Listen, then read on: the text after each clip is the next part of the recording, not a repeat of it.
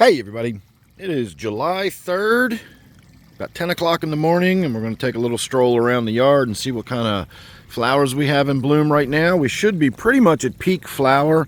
Not everything blooms at once, but we do get, about midsummer, we get the maximum amount of flowers blooming at the same time, and that's probably happening right around now. And most of that's going to have to do with a lot of the hosta we have. If you notice all that blue and purple on the hill, all that's the hosta that's now in flower. But we also have our echinacea, or purple cone flowers, are starting to come in. We also have some white cone flowers. We have some of these really pale purple. We have a variety of different colors of the cone flowers, so we'll see some of those as we go around. Our phlox are just beginning to bloom, and once these phlox really get going, we have those everywhere, and we will have a lot of phlox flowers. The hostas, I'm not a huge fan of the hosta flower itself. I don't think they're that particularly attractive. I prefer the hostas simply for the foliage rather than the flowers. But we do get an awful lot of flowers out of them this time of year. The downside to that, of course, is we have all of the deadheading to do afterwards, and man, there is a lot of deadheading in this yard. These daylilies are flowering, and I know you can't tell, but these petals are almost pillow-like. They're really thick and almost poofy. They're really interesting feeling flower petals. We have quite a bit of those blooming right now. With the sun on them, they're just amazing.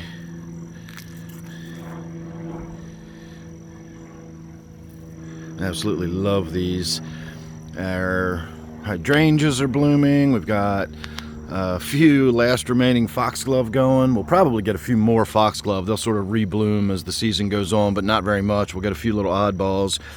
More of these daylilies. We've got this big orange daylily up here that we're not going to be able to get to, but we will see something similar, I hope. Over here, no, it doesn't look like we have any in bloom over on this side of the yard. More of the yellow. We have a lot of the roadside orange daylilies. You can see right here there's one, although that is a double, and we have quite a few of them that are doubles. So they are the roadside orange, but they're also a little more interesting than your standard roadside orange. Hydrangeas are looking really good. We went on kind of a hydrangea kick last year, and we bought a bunch of hydrangeas at the end of the season when they were on clearance. So here's another one that's doing really well. Kind of hard to see in the mash of everything there, but it is there.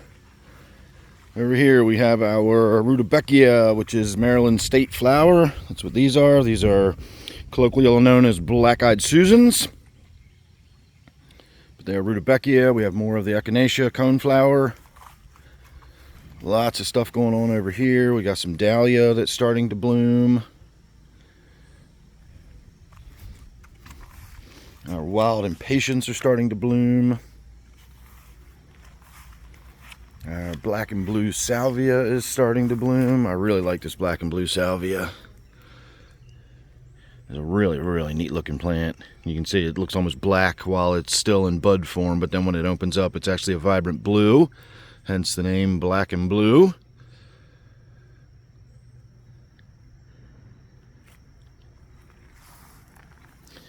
Alright, over here we've got more of these roadside orange daylilies. A lot of them are the doubles, but we also have other daylilies that are blooming in here. We have these that are almost like a crimson color with the yellow in the middle.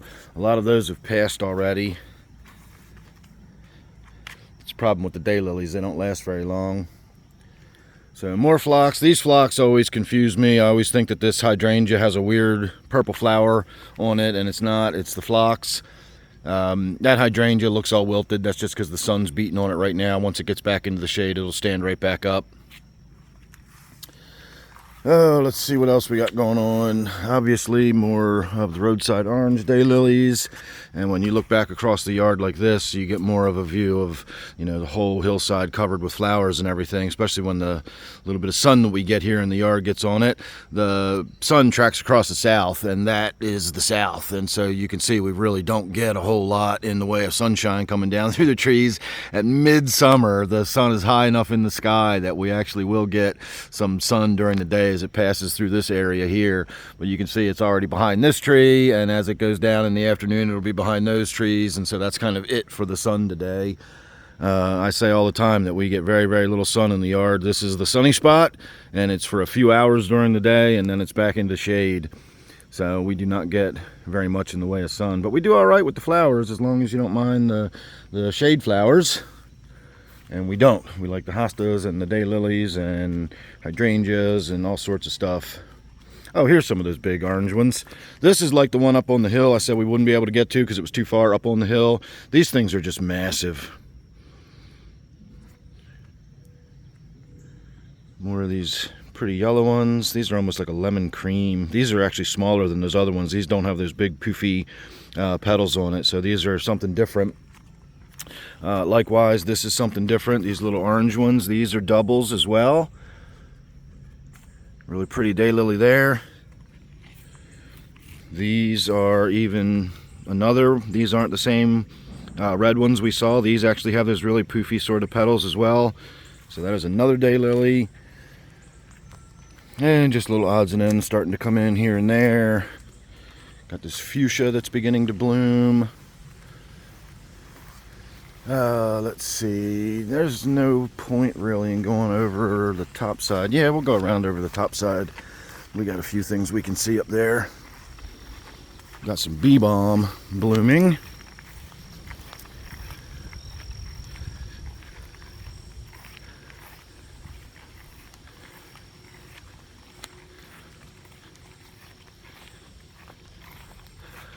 So here's the bee balm. These look like little fireworks displays going off. I really like these a lot. And of course, because it's a balm, there's a fragrance to it. Lovely.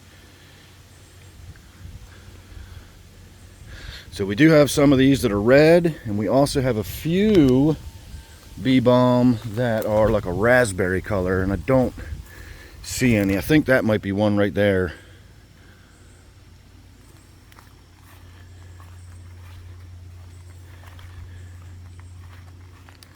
Another one of our hydrangeas that we got last year. There's a couple more down here that are kind of hard to see through the fern, so we're not going to worry about them. There's so much stuff in this yard that if you really looked at everything and all the little nooks and crannies and corners and under things, there's a lot of stuff that we don't cover in these videos. I just kind of go over and give you the general look. It'll take quite a while to go over everything.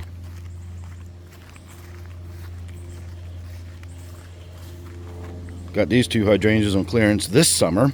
Just put those in the ground a couple of weeks ago. That hydrangea is doing really well. These couple little hydrangeas, these are from cuttings that my wife made, and they've rooted in and taken nicely. We got this little hydrangea here, and once we get over into this part of the garden, it just gets overwhelming with trying to identify all the different stuff. We've probably got over a dozen different types of hosta in this side of the yard. We've probably got close to a dozen different types of fern. We've got astilbe, and then we've got the false astilbe. We've got caladiums and coleus. Let's see, is anything over here really popping right now? We try not to do too much in the way of flowering plants on this side of the yard. It's more of the foliage and the greenery and everything. We do have a oak leaf hydrangea we planted back there a few years ago. That's actually coming in nicely. Let's walk over and have a look at that real quick. These flowers on oak leaf hydrangeas get really big, and so we're starting to get there. That's pretty significant compared to what it was last year. That's 5 times. I mean, last year the flowers were like this big, And so this has really shot up in the last single year. We put it in the ground 2 years ago as like an end of season, almost looked like it was dead, scraggly little thing, and now it looks like that. So if you're into gardening and you're patient enough to be able to wait a year or two for stuff to come in, I'm telling you, go out at the end of the season this time of year, midsummer, when they're clearing everything out, getting ready, for the fall stuff to come in.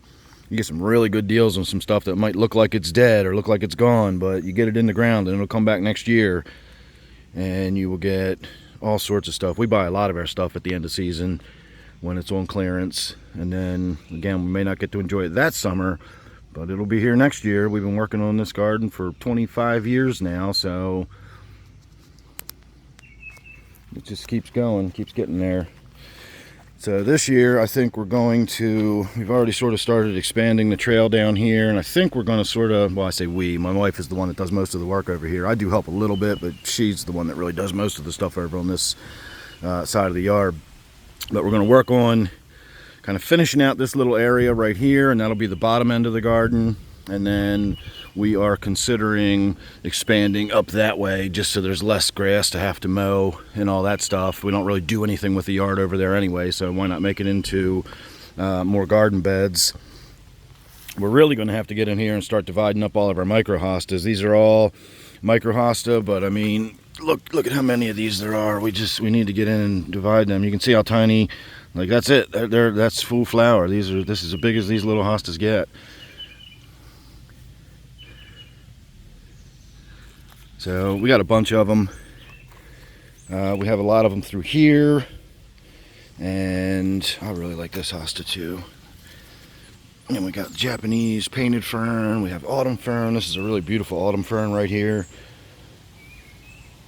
But out here we also have a ton of the microhosta. All these are microhostas in there. There's probably 30 of them. This is another one here, but this is just a huge patch of them that needs to get divided up. You can see we're starting to move them and spread them over here.